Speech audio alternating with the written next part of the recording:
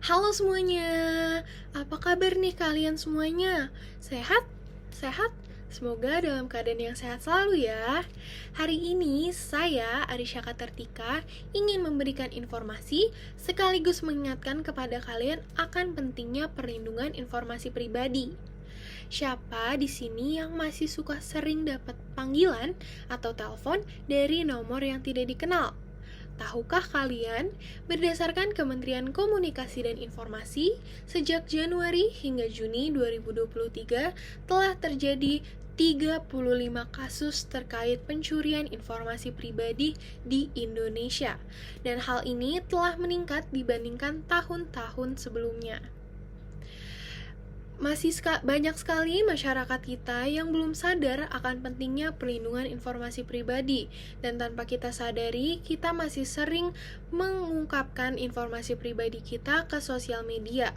Padahal hal itu dilarang loh, dan tidak boleh dilakukan, karena informasi pribadi kita ada yang tidak boleh disebarluaskan secara sembarangan, yaitu data pribadi yang bersifat spesifik, seperti nomor induk kependudukan atau NIK, nomor kartu keluarga, alamat, dan tempat tanggal lahir kita. Sebenarnya masih banyak lagi, tapi itulah beberapa contoh dari data pribadi yang bersifat spesifik. Data pribadi yang disebarluaskan secara sembarangan dapat menimbulkan dampak negatif bagi diri kita maupun orang di sekitar kita.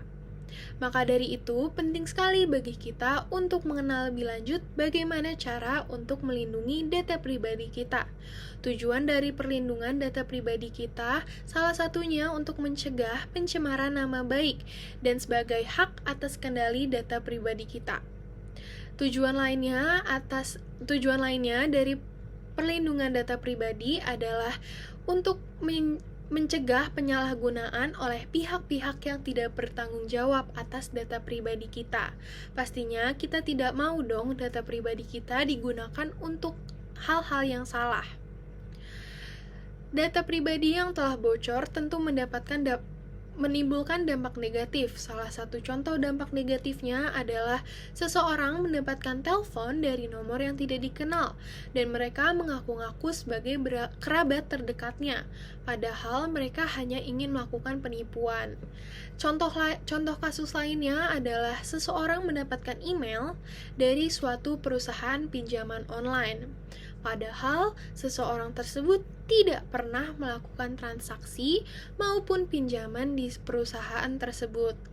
Contoh-contoh kasus tadilah yang menjadi salah satu dampak negatif yang dapat terjadi jika kita menyebarkan data pribadi kita sembarangan. Maka dari itu, upaya apa yang dapat kita lakukan untuk melindungi data pribadi kita? Pertama, Wi-Fi. Jangan asal sambung jaringan Wi-Fi. Terkadang kita lupa kalau kita sedang di luar lalu melihat Wi-Fi yang kosong tanpa password, kita asal masuk aja, yang penting dapat Wi-Fi. Nah, hal itu bisa saja menjadikan kita dicuri informasi pribadinya oleh orang yang tidak bertanggung jawab. Mereka bisa saja menggunakan Wi-Fi sebagai pancingan atas pencurian informasi pribadi kita.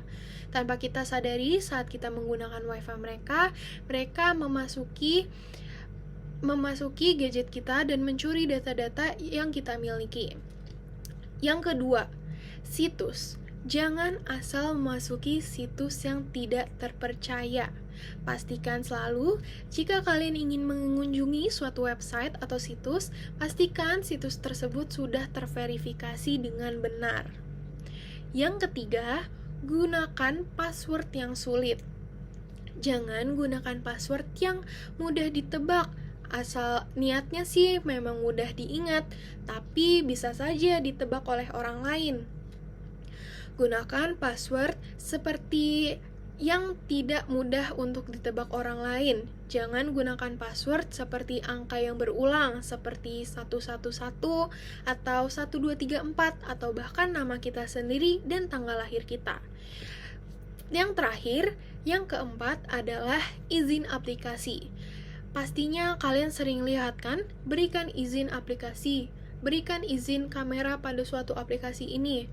Nah, Jangan asal memberikan izin pada suatu aplikasi. Bisa saja aplikasi tersebut belum tentu membutuhkan kamera atau membutuhkan akses folder atau membutuhkan lokasi. Jadi, jangan asal memberikan izin kepada suatu aplikasi. Tetap berhati-hatilah dan jangan lupa untuk mengunjungi situs yang terpercaya. Jagalah data pribadi kita karena itulah hal yang penting. Kurang lebihnya mohon maaf, saya Arisya Katartika pamit undur diri.